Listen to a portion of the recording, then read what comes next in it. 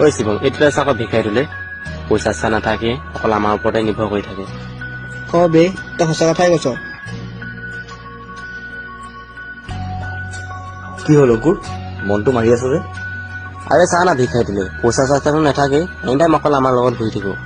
আৰে তেনেকৈ কিয় কৈছ? বন্ধু হয় আমাৰ। বন্ধু হ'ব পাৰে তোৰ, কিন্তু আমাৰ লেবেলৰ নহয়। তোৰ লগৰ কাৰণে আমাৰ লগত ৰাখোঁ।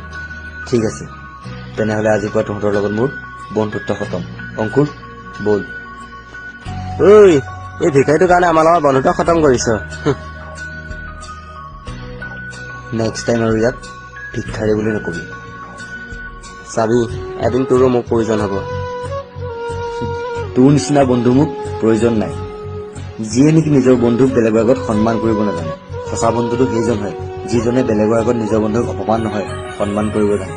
হঠাতে হেৰা